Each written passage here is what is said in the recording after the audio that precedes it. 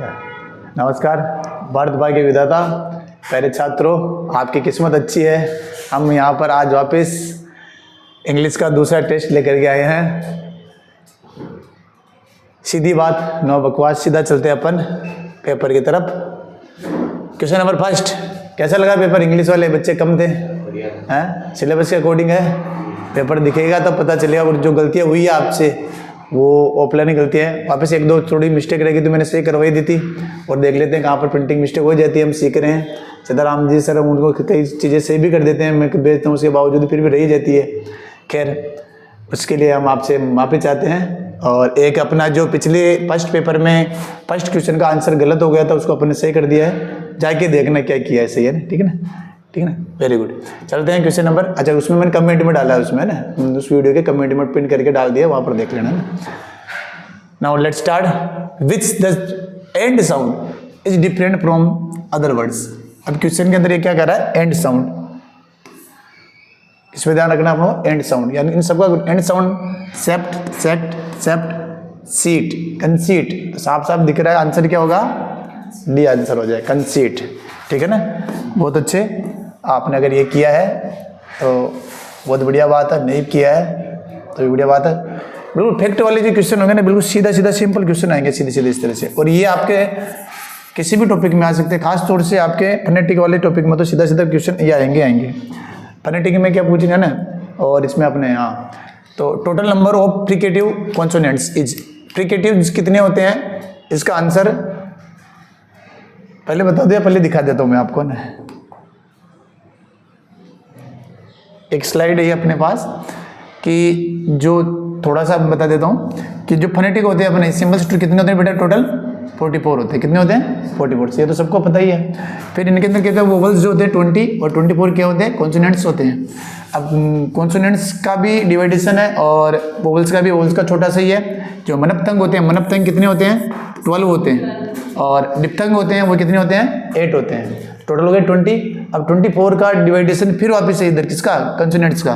तो प्लोसिव्स होते हैं, फ्रिकेटिव्स होते हैं, और एप्रिकेट्स होते हैं, और सोनोरेट्स होते हैं, ग्लाइड्स होते हैं। अब ये क्या, जैसे अपने संस्कृत हिंदी में पढ़ते हैं ना उच्चारण स्थान, अपन वो चीज़ें यहाँ पर उच्चारण स्थान के अलग अलग, जैसे PBT DG, तो आपको ये पढ़ना है, याद करना है। इनमें से आता है सेकंड ग्रेड में और फर्स्ट ग्रेड में, तो इनमें से कन्फर्म क्वेश्चन बनता है।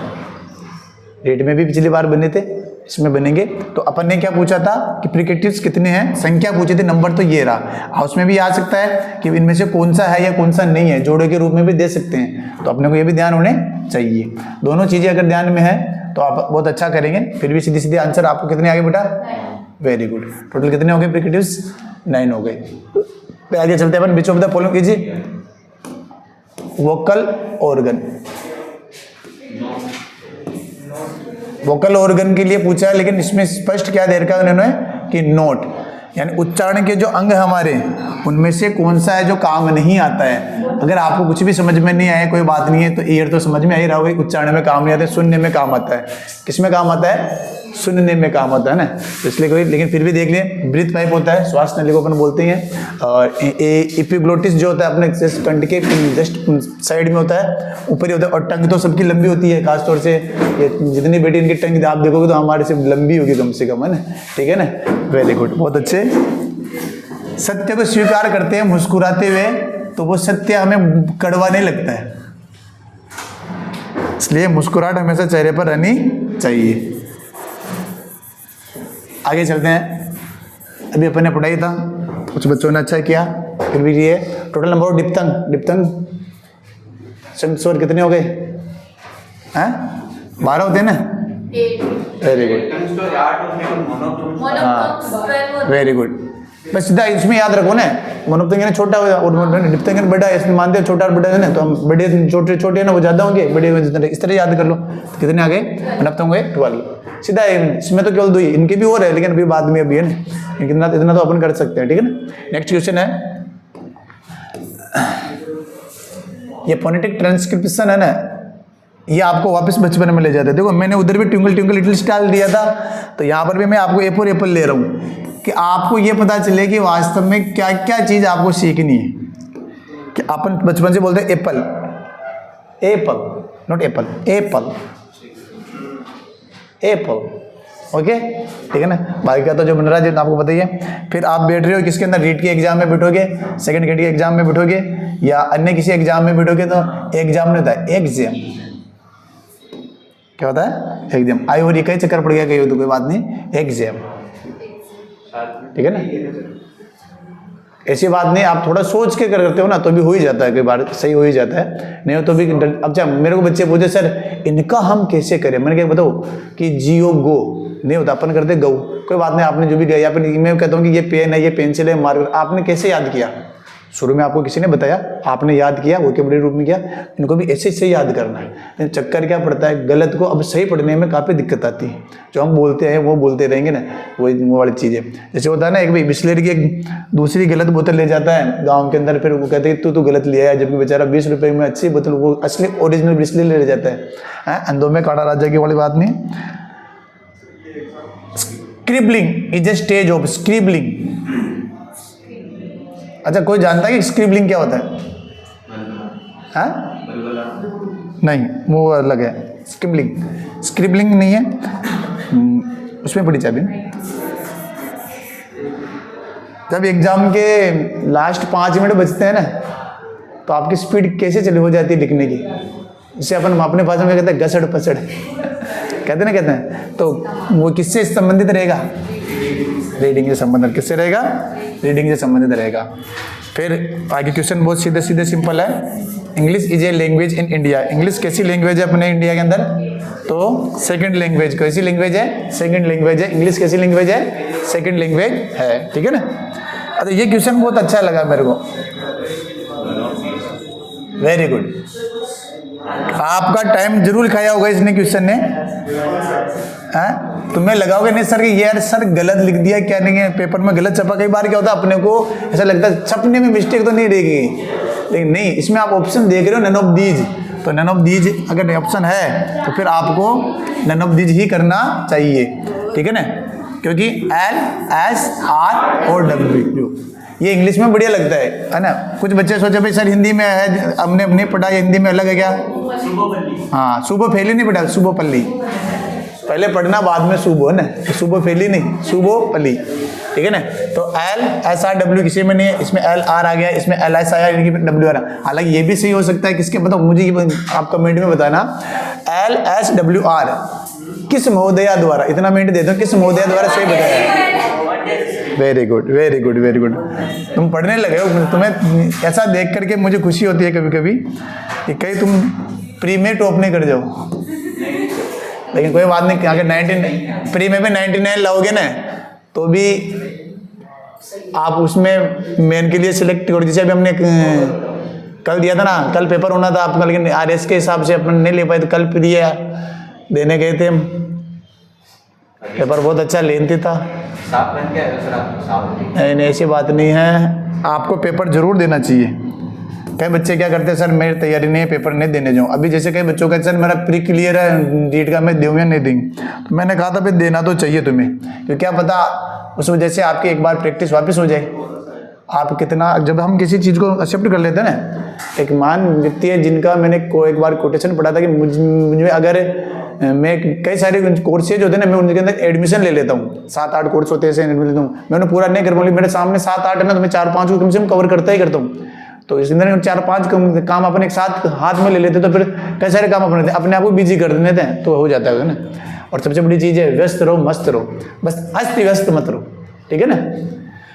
फिर है the right of children of free and compulsory education act 2009 RTE as overall development. ये क्या है, इसके अंदर overall development as an aim, इसका उद्देश्य क्या है, ओवरऑल डेवलपमेंट, यानी कि अपन ने पढ़ा था हिंदी, वही चीजें साइकोलॉजी की चीजें इधर आएगी वापस, ये चीजें आपके हिंदी में आएगी, वही आपके साइकोलॉजी में, ये आपके संस्कृत में, ये आपके हर सब्जेक्ट में। इसलिए साइकोलॉजी अगर मैंने कहा था ना पढ़ ली ढंग से तो उद्धार आपका। देखो फिर क्या इसका मतलब क्या है, ये पूछ रहा है कि ओवरऑल डेवलपमेंट पूछ रहा है ना, तो ओवरऑल डेवलपमेंट में क्या होगा, हाँ scholastic and post scholastic area दोनों, यानी शैक्षणिक और सह शैक्षणिक दोनों योग्यताएं होनी चाहिए, उनका पोषण होना चाहिए, न्यूट्रिएंट यानी उनका पोषण होना चाहिए, प्रशिक्षण या उनका पोषण होना चाहिए। जब तक ये दोनों चीजें नहीं होगी तब तक बच्चे का कोई मतलब नहीं, डेवलपमेंट पूरा नहीं है। Very good.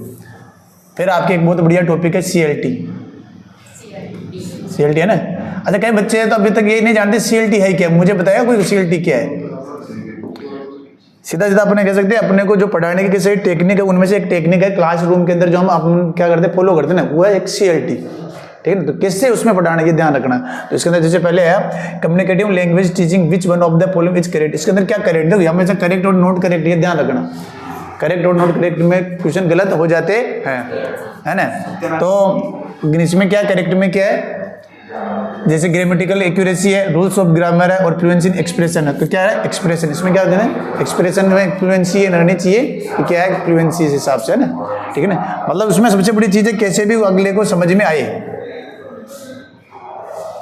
कैसे भी करके क्या है अगले को समझ में आ जाए। बहुत बढ़िया जवाब आपके आ रहे हैं आज। मुझे लगता है कि अगर इसी तरह से हम चले तो बोर्ड क्यों नहीं चल रहा। नेक्स्ट है कम्युनिकेटिव अप्रोच टू ELT या CLT हो ना, ELT एम्फेसिस जो ये किसके ऊपर जोर देता है, किसके ऊपर जोर देते हैं बताओ। कम्युनिकेटिव पे देगा ना, CLT तो कम्युनिकेशन, बस उसमें वार्तालाप करते हो दो बच्चों को ना। और अपन देख रहे अपन 30 दिन में अंग्रेजी सीखी है, वो क्या अपन देखते ना 100 घंटे में अंग्रेजी सीखी है आता ना, तो वो सारी चीजें इनके ऊपर बेस्ड होती है। अपन को ये सारे कन्वर्सेशन सिखा देते हैं, उनको अपन यूज करते हैं, उनके हिसाब से दूसरे बना लेते हैं, ये सीख गए और क्या। तो ये क्या है कम्युनिकेटिव कॉम्पिटेंस चलेगा। Answer number B. Next, which statement is not correct about CLT के बारे में कौन सा जो स्टेटमेंट है वो करेक्ट नहीं है। तो यहाँ पर पूछा नॉट करेक्ट, तो पहले तो ये देखो इसको हटा देते हैं। फिर it is a practical in use, practical होती है यूज के अंदर। अच्छा एक बात और याद रखना, आप ज़्यादा इनकी हिंदी जो नहीं आए ना उनको हिंदी मीनिंग जरूर याद कर लेना, ध्यान में रह जाए आपको। लेकिन उनको याद आप किस में रखो, इंग्लिश में याद रखो। जब पढ़ रहे हो समझ रहे हो तो इंग्लिश टू इंग्लिश समझने की कोशिश करो, वरना आपको आधा टाइम तो पेपर पढ़ने में नहीं चला जाएगा वहाँ पर। अब या मैं को प्रैक्टिकल यूज तो आपके दिमाग में आ जाने प्रैक्टिकल यूज है ना, सीधी सी बात है। फिर इन सिचुएशनल है, परिस्थिति के अनुसार सेल्फ रिवार्डिंग, अपने आप को खुद को आत्मसंतोष देने वाली होती है सीधी सी बात है। It develops the speech ability बढ़ाती है। और सबसे गलत बात ये क्या कोई सी नहीं है, कोई सी क्या नहीं है, टीचर सेंटर्ड कोई नहीं है। अब सारे किसी हो गई, या तो स्टूडेंट और एक बात और स्टूडेंट हो और स्टूडेंट से पहले लर्नर हो। स्टूडेंट से बात है पीपल बीच में, स्टूडेंट है तो वो करो, पीपल हो तो वो करो, नहीं तो लर्नर हो तो वो करो, ठीक है ना। तीनों, हाँ अगर तीनों भी आ जाए ना तो स्टूडेंट से बड़ा एरिया पीपल के बाद में लर्नर, ठीक है ना, ये ध्यान रखना एज ए साइकोलॉजी, ठीक है ना। फिर आगे चलते हैं अपन क्वेश्चन नंबर 15। तो आधे पे अपन पहुंच चुके हैं। Which of the following is not a principle of language teaching. Principle of language teaching के क्वेश्चन मिलना बहुत भारी होता है, बनाना बहुत भारी होता है। प्रिंसिपल्स अपने हैं, पूरा एक टॉपिक है, यानी कि अपने उद्देश्य प्रिंसिपल सिद्धांत किसके, टीचिंग के सिद्धांत हैं। तो इसमें पहला क्या है कॉपिंग and pasting, principle of naturalness, learning by doing, practical and drill. तो आप देखोगे तीनों तो सही है ही, लेकिन कॉपी और पेस्ट या कोई है क्या, नहीं है ना, इसलिए नहीं है तो ये क्या हो जाएगा सही आंसर हो जाएगा। कॉपी पेस्ट तो आप करते ही हो, तो इसमें कोई सीखने वाली भी बात नहीं है ना। तो इसमें क्या है कॉपी और पेस्ट क्या हो जाएगा, कोई सिद्धांत नहीं से कोई सिखाए नहीं जाते हैं, और कॉपी पेस्ट नहीं करना चाहिए ना, ध्यान रखना, कभी कभी गड़बड़ हो जाती है। फिर आगे चलते हैं question number 16। What do you think about the two candidates in this election, this is an example. हो अपने क्या कि एवोल्यूशन भी है, इसके अंदर क्वेश्चन के प्रकार आते हैं। तो क्वेश्चन के कुछ प्रकार आएंगे जिसके अंदर अपन ने पिछली बार भी किया था साइकोलॉजी में, ये किस प्रकार का प्रश्न है, तो यहाँ पर वही प्रश्न इंग्लिश ट्रांसलेट हो गया आएगा अलग से कि आप इलेक्शन में दो कैंडिडेट खड़े हैं, उनके बारे में अपने विचार लिखे। तो कैसे विचार, आपको बिल्कुल फ्री छोड़ रखा है, आप कुछ भी लिखो, अच्छा लिख सकते हो, बुरा लिख सकते हो, आप चाहो जैसा लिख सकते हो, ठीक है ना, क्लियर है ना। तो क्या जाएगा आंसर, ओपन एंडेड क्वेश्चन। ये कैसा है, ओपन एंडेड आप लिख सकते हो, अपने विचार एक पेज में लिख सकते हो, आप चाहो तो 4 लाइन में लिख सकते हो, क्या पता आप लिखो ही नहीं, तो आप उसके लिए फ्री है आप, है ना। इसलिए ये कैसा क्वेश्चन रहेगा, ओपन एंडेड क्वेश्चन रहेगा। क्वेश्चन नंबर 16 के बाद अपन चलते हैं नेक्स्ट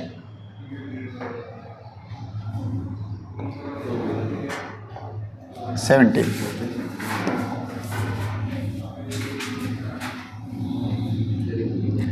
अच्छा, आप अगर इनकी PDF प्राप्त करना चाहते हैं तो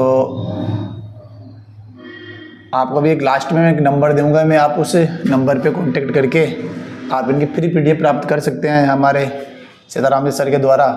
और एक चैनल है वेद अकेडमी चैनल, यूट्यूब चैनल, आप उसके ऊपर मैसेज करके भी आप नंबर प्राप्त कर सकते हैं। और अगर टेलीग्राम चैनल से हमारे जो जुड़ना चाहते हैं, टेलीग्राम चैनल का नाम है, तो उसमें मिल जाएगी SRK अल्टीमेट स्टडी, उसमें मिल जाएगी। तो तीनों चीज़ें आपके बारे हम यहाँ पर इसमें भी डाल देंगे, सीताराम सर बता देंगे दोनों तीनों चीज़ों बारे में। तो आप डायरेक्ट अपनी ये PDF आप घर पे बैठ के भी या कहीं पे भी आप अपनी खुद की तैयारी भी कर सकते हैं। किसी कारणवश अगर आप नहीं आ पाते, जैसे कुछ बच्चों ने मेरे को कहा सर हमारे स्कूल में हम पढ़ाने जाते हैं या फिर हमारा कॉलेज का टाइम होता है, आप 1 बजे ले रहे हैं तो हमारे को टाइम नहीं मिल पाता है। तो अगर आप चाहो तो उसी दिन आप नहीं दे करके 3-4 बजे तक, 4 से 5 बजे भी आप आके दे सकते हो, या फिर आप ऑनलाइन घर पे भी दे सकते हो। ईमानदारी आपकी आपके साथ में, ठीक है ना। और आप कितने ईमानदार हैं हमें पता है, ठीक है। आगे देखते हैं। द रेमेडियल इंग्लिश क्लासेज, हंसने की बात नहीं, वास्तव में आपकी ईमानदारी में हमें कोई शक नहीं है ना। The remedial English classes are very helpful for the students who are. तो रेमेडियल टीचिंग अभी अपने एक पूरा टॉपिक है, तो इसके अंदर ये किसके लिए हेल्पफुल होती है ये बताया गया है। तो बिलो द एज ऑफ 18 वाले के लिए होती है, क्या जरूरी नहीं है। Unable to achieve the required grades, बिल्कुल ये सही है।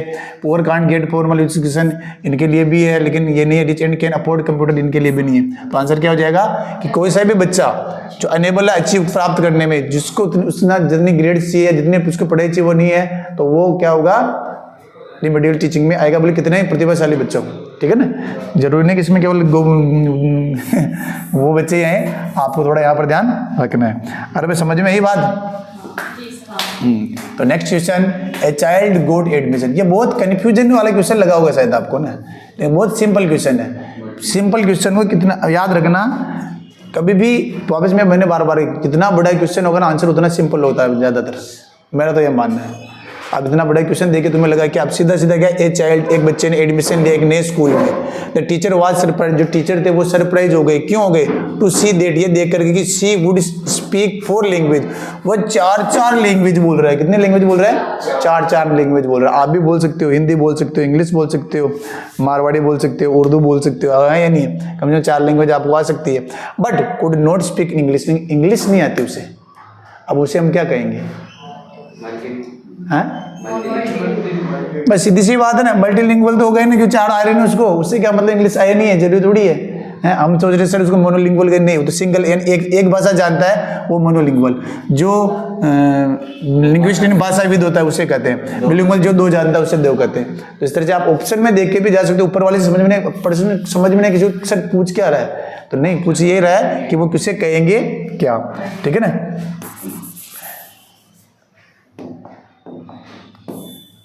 Question number 19, the excessive use of mother tongue is, mother tongue यानी कि मातृभाषा, मातृभाषा का प्रयोग किस प्रकार से ज्यादा करना। एक्सेसिव का मतलब क्या है? बता रहा हूँ ना, अधिक रूप में, अधिक मात्रा में, प्रचुर मात्रा में है। तो यूज ऑफ मदर टंग, ज्यादा उसका प्रयोग करना, ये क्या है? तो वास्तव में हम क्या करते हैं, जब इंग्लिश पढ़ेंगे तभी तो बच्चे सीख पाएंगे। तो अगर बीच बीच में बच्चे सर समझ में मारा तो खाई कौन आयो, ला भाई तू हिंदी तो छोड़, मारवाड़ी में समझ है नहीं। जैसे हमने, हमारे को सर सिखाते थे हमारे, सर बाई यानी खिलौना, तो कहते क्या सर खिलौना कैसे? अरे तुम अपनी बाई के साथ अब खिलौना बाई करने जाते हो। तो इस तरह से कभी फनी बन जाता है, लेकिन बढ़िया है। लेकिन ये क्या है, चैलेंज है, ये भी अपना एक टॉपिक है। क्वेश्चन हर टॉपिक से लिए गए हैं। क्वेश्चन जो टॉपिक अपने सिलेबस में है ना, उसमें हर टॉपिक अपने टच किया है। और जब हर टॉपिक को टच करोगे ना, तभी आपका सिलेक्शन होगा, याद रखना। एक टॉपिक अगर छूट जाता है ना, तो वो टॉपिक आपको ऊपर नीचे ऊपर कहीं भी ले जा सकता है। एक क्वेश्चन मैंने बताया ना पिछले वाले पेपर में, एक क्वेश्चन की कीमत वास्तव में क्या होती है। एक क्वेश्चन आपकी जिंदगी के 4 साल खा जाता है, याद रखना, ठीक है ना। आ जाओ अब फिर अगला नेक्स्ट क्वेश्चन क्या है, टीचिंग मटेरियल। वापस प्रिंसिपल्स आ गए अपने, क्वेश्चन को अलग अलग जगह अपने डाला है ताकि तुम्हारा दिमाग वहाँ पर ऐसे करे। एग्जाम में भी आपके क्वेश्चन एक साथ नहीं आएंगे, एक टॉपिक के क्वेश्चन एक जगह एक साथ नहीं आएंगे, अलग अलग जगह आएंगे। तो आपके बात थोड़ा अलग अलग किया है कि the teaching material should be in according, यहाँ पर थोड़ा है ना, according with the mental as. किसके अनुसार? मेंटल एज, मानसिक आयु, and should have relevance in real life situation, और कैसे होना चाहिए, रियल लाइफ सिचुएशन के अकॉर्डिंग होनी चाहिए। यह स्टेटमेंट कौन सी चीज़ को बताता है, यह बताता है हमें उनके सिलेक्शन को, कि हम उसको एज के हिसाब से हमको सिलेक्ट करना चाहिए है, और फिर उसी एज के अंदर अगर वो डिवाइडेशन करेंगे तो ग्रेडेशन के अंदर आ जाएंगे अपन, ठीक है ना है। अब ये क्या है प्रिंसिपल हो, इसमें हैबिट फॉर्मेशन क्या है, ये सारे प्रिंसिपल जब अपन पढ़ेंगे, क्योंकि अभी अपना ये वाला पार्ट बाकी है ना, तब अपन पढ़ेंगे, तब अपन इसको कंप्लीट कर लेंगे, ठीक है ना। लेकिन बहुत ही सिंपल तरीके से आपको इनको समझना है, ज़्यादा बर्डन नहीं लेना है। Question number 21, elementary level. अच्छा एलिमेंट्री जानते हो क्या आप? मुझे एक बताइए, सिर्फ एक सवाल का जवाब दीजिए, एलिमेंट्री लेवल में कहाँ तक की कक्षाएं आती है? पक्का? आप गलत बोल रहे हो, 1 से 8 याद रखना एलिमेंट्री का मतलब 1 से 8 है। प्राथमिक स्तर हो गया, वो प्राइमरी लेवल आप बोल रहे हो ना, प्राइमरी, ठीक है ना। प्राइमरी और अपर प्राइमरी मिला एलिमेंट्री शब्द दिया है, प्रारंभिक शब्द दे दिया है ना, इसलिए ध्यान रखना 1 से 5 तक आप तो फिर 5वीं में रह जाओगे बेटा ना, ठीक है ना। तो एलिमेंट्री 8वीं तक ऐसा कुछ नहीं है, प्रारंभिक अपन कहते हैं ना आरटीवी तो 1 से 8 तक लागू है ना, सीधा। अब हर चीज़ 1 से 8, 5 तक का कोई वर्गीकरण बचा ही नहीं लगभग है ना, स्कूल ही नहीं बचे, बहुत कम बचे हैं, ठीक है ना। सब यूपीएस हो गए, पीएस से है ना। तो what is the purpose of writing in elementary level? तो बचपन में बच्चे को सिखाना, छोटी क्लासों में सिखाना, उसका क्या मतलब है? सीधी सीधी बात, तब बच्चा होता है ना, तो अभी देखो लिखने के लिए सिखाने के लिए उंगलियां काम आती है, तब ये क्या होता है कि सूक्ष्म कौशल जिसे अपन कहते हैं उसमें आ जाता है। लेकिन यहाँ पर बच्चा क्या करता है, पूरा मांड नहीं मढ़ाएगा वो तो आराम से ना, तो क्या होगा, डेवलपमेंट ऑफ मोटर स्किल्स आएगा उसके लिए ना। हम उनको क्या करना है, डेवलपमेंट करना है, उसके मोटर स्किल्स का डेवलपमेंट करना है, ये आएगा यहाँ पर। अच्छा ये साइकोलॉजी के क्वेश्चन है ना, ट्रांसलेशन किस में आ रहे हैं?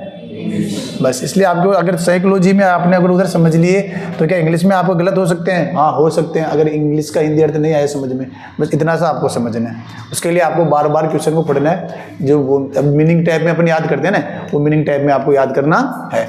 फिर test can be scored quickly and consistently. Test के बारे में पूछा है कि इस प्रकार के जो टेस्ट है, किस प्रकार के टेस्ट जिससे हम जल्दी से जल्दी अपने स्कोर जल्दी कर सकते हैं। और आजकल तो एक ही चीज़ चल रही है, क्या चल रही है? ऑब्जेक्टिव, जिसमें वास्तव में हर बच्चे का सही मूल्यांकन जल्दी हो जाता है। 100 क्वेश्चन धड़ाधड़ चेक, ओमार सीट चेक किए और नंबर। अभी कल आरएस का पेपर हुआ, कह रहे 18 दिन में इसका रिजल्ट आ जाएगा, बोलो है। तो 18 दिन में रिजल्ट देने की कर रही है गवर्नमेंट, तो देखते हैं ऐसा हो गया तो पहली बार होगा क्या, पहले भी होता हमें पता नहीं, लेकिन बढ़िया बात है, ताकि होता है ना दुविधा, पेपर दे लिया और अपने को पता चल। अभी आपने पेपर दिया 1 बजे से 2 बजे के बीच में और 5 बजे आपको रिजल्ट मिल गया, आपको खुद आपको स्टेटस पे, अगर ये 2 दिन बाद हम करें तो मन में उथल पुथल बची रहती है, क्या होगा, कितने आएंगे, क्यों आएंगे, कैसे आएंगे। और आपको पता चल गया ना, आज ही पता चल गया कि क्या गड़बड़ है, आज शाम को जाके आप उसको सही कर सकते हो। 2 दिन बाद में और पता चलता तो आप उसको नहीं करते। पुनर्बलन हाथों हाथ मिलना चाहिए। कौन से वैज्ञानिक ने कहा? अभी मत बताना, चलो बता दो रे। Very good, very good, Skinner. पुनर्बलन पर जवाब जोड़ देने वाला एक ही व्यक्ति है, वो है ना। तो आपको पुनर्बलन मिलने वाला बहुत जल्दी, चिंता मत करो। आज ये टेस्ट हो गया इंग्लिश का, अपना सेकंड टेस्ट हो गया। अगला जो साइकोलॉजी का टेस्ट होगा गुरुवार के दिन, और जीके का टेस्ट होगा। अब पूरे सिलेबस में से होगा, पूरे सिलेबस में से होगा ना, लेकिन अपना केवल सब्जेक्ट का ही होगा ना। फिर उसके बाद में तीसरा टेस्ट हो जाएगा, यानी टोटल 5-6 टेस्ट हो जाएंगे आपके। और 7वां 8वां जो टेस्ट होगा वो हर सब्जेक्ट का होगा, यानी पूरे 3 घंटे का पेपर होगा, ठीक है ना।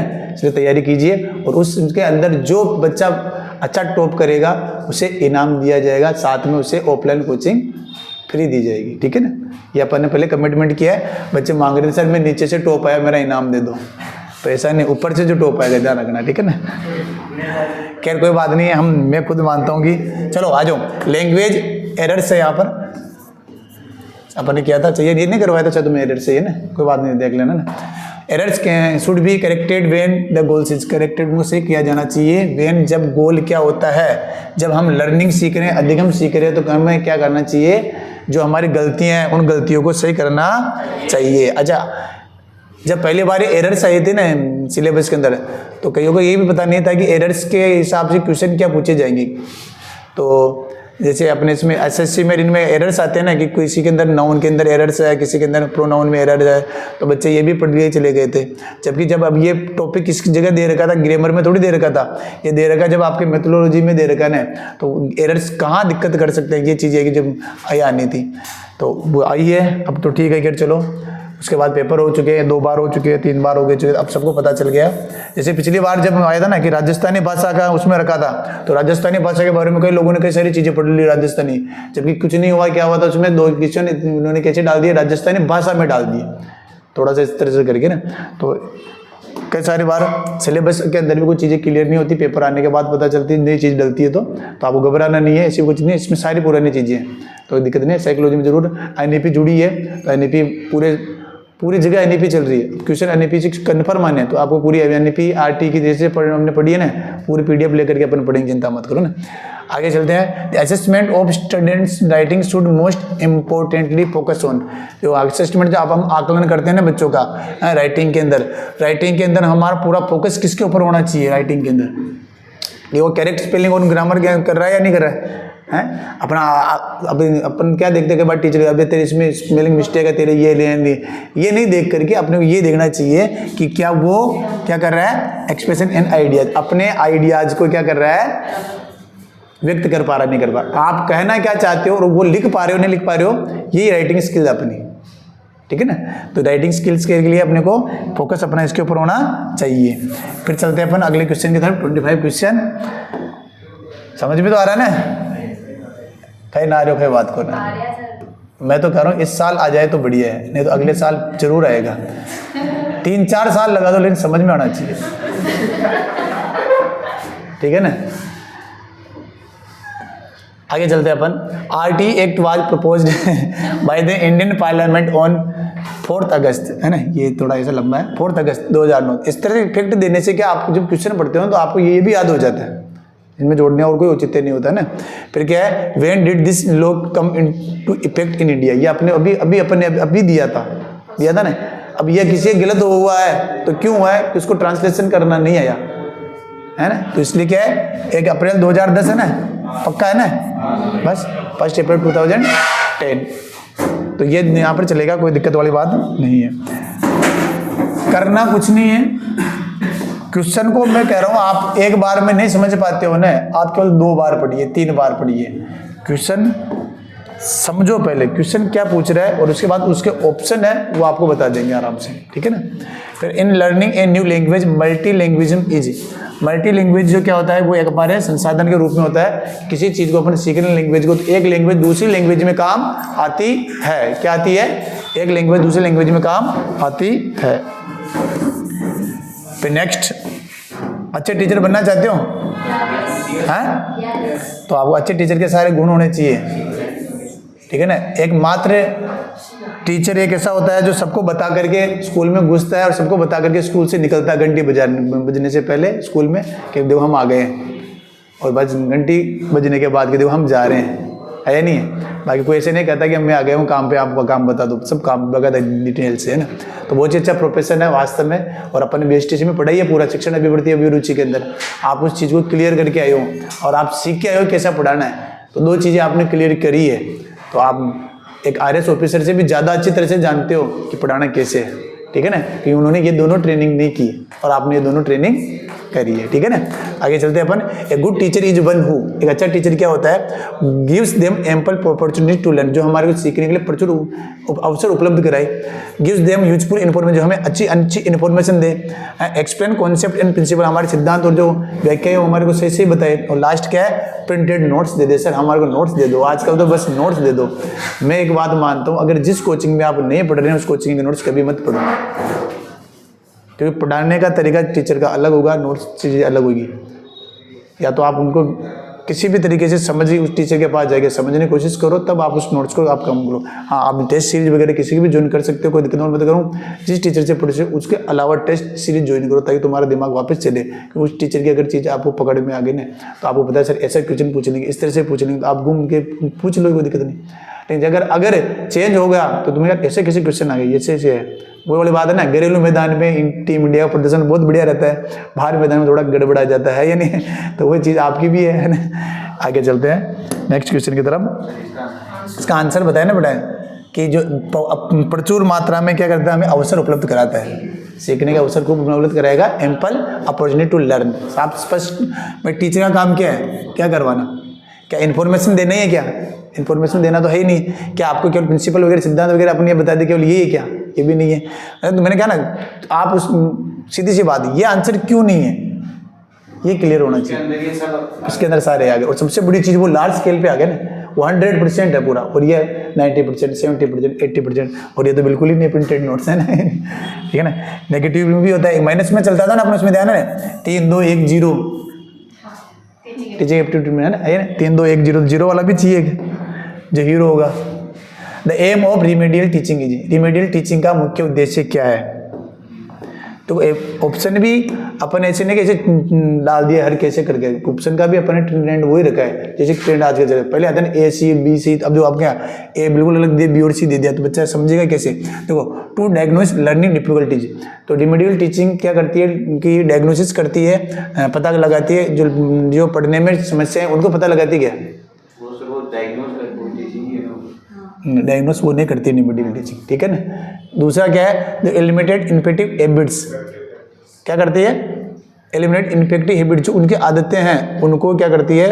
एलिमिनेट करती है ना, इनफेक्टिव, जो अप्रभावित चीज़ें हैं उनके लिए, है ना। चलो ठीक है। फिर लास्ट क्या है? रीटीच इनकरेक्टली लर्नड स्किल, जो आपकी स्किल्स सही तरीके से आपने सीखी उनको वापस बता दी, तो ये भी सही है ये भी सही, तो दोनों सही होने की वजह आंसर क्या हो गया? बी एंड सी, ठीक है ना, क्लियर। और ये देखो यहाँ पे कितनी बार आ चुका है ये, मुझे तो ऐसा लग रहा है ये क्वेश्चन शायद कई बार आ चुका है, और बार बार आएगा भी, सही है, क्योंकि ये है डिसलेक्सिया, ये है डिसलेक्सिया, किसके अंदर है? हाँ, पक्की बात है। कोई मैं लगा दो रीडिंग, फिर गलत मत बता देना मेरे को। हाँ,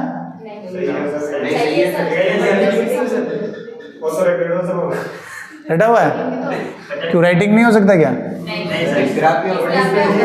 डिस्क्राइब होता है, एक बार वो अच्छी तरह से देखना, ठीक है ना, कि दोनों में से क्या लिखा रखा अपन ने, ठीक है ना। तुम सब बोल तो रहे हो, लेकिन एक बार मेरे को बताना आंसर इसमें रीडिंग होगा राइटिंग होगा ना,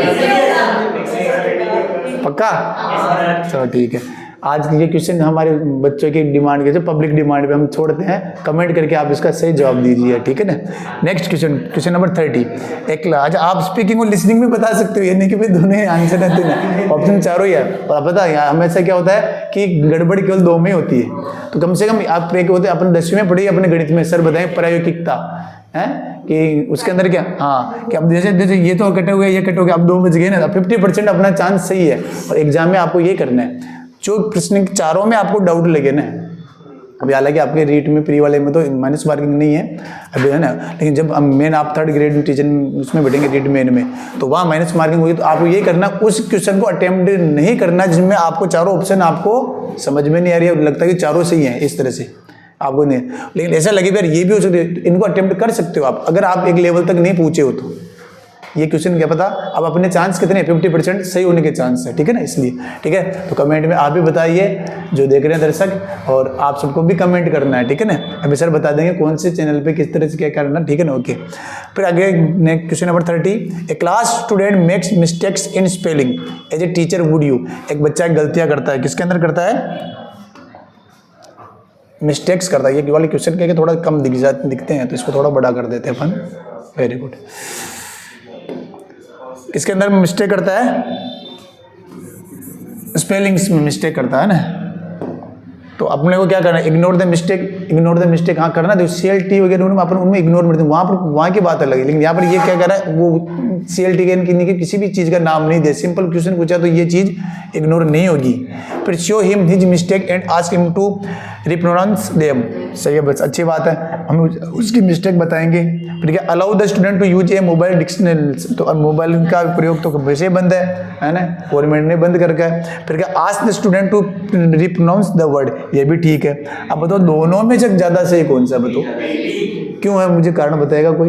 इसमें तो केवल उसे वापस जब उसे पता ही नहीं है कि वापस गलती उसने क्या की है, वापस बोलेगा तो वापस गलत ही बोलेगा वो, तो यहाँ आप मुझसे बता देंगे फिर वो उसको सही बोलेगा कि जियो क्या होता है, गऊ, ठीक है ना। तो जियो क्या होता है, गऊ, तो बार बार वो तो गो ही बोलेगा, उसको 50 बार बुलाओगे तो भी क्या बोले, गो गो गो है, नहीं बेटा गो नहीं गऊ, तब सही हो जाएगा ये। तो आप अच्छे टीचर बने, और इसी आशा उम्मीद के साथ कि आज अंग्रेजी का ये भी आपको समझ में आया होगा। कोशिश हमारी ये रहती है कि जितना हो सकता है हम आपको बराबर लेवल का पेपर दें, जिसमें वही होता है, मैंने बताया था ना 5 क्वेश्चन इस तरह के जो आपको हाई लेवल पे मिले, 5 बिल्कुल इजी, बाकी के 20 क्वेश्चन मीडियम टाइप के तो आपको सही लगे, अच्छा स्कोर रहे आपका। और सबसे बड़ी चीज, आप तैयारी करके आए, अब की बार पूरे सिलेबस से पेपर होगा, 30 क्वेश्चन पूरे आएंगे। और मैं एक बार फिर बताना चाहूँगा कि ये सिर्फ रीट के लिए नहीं, हम 30 क्वेश्चन इसलिए दे रहे हैं ताकि तैयारी उनकी हो जाए, सिलेबस इनका ले रहे हैं तैयारी हो जाए। बाकी सेकंड ग्रेड और फर्स्ट ग्रेड वालों के लिए भी इनमें से कई सारे टॉपिक्स आते हैं, और खास तौर से साइकोलॉजी तो पूरी आएगी। इसलिए आप ऐसा नहीं सोचे कि केवल थर्ड ग्रेड या रीट वालों के लिए अच्छे क्वेश्चन है, आप देखना एक बार। इस आशा उम्मीद के साथ कि हमारा ये प्रयास आपके तक पहुँचेगा। जय हिंद, जय भारत।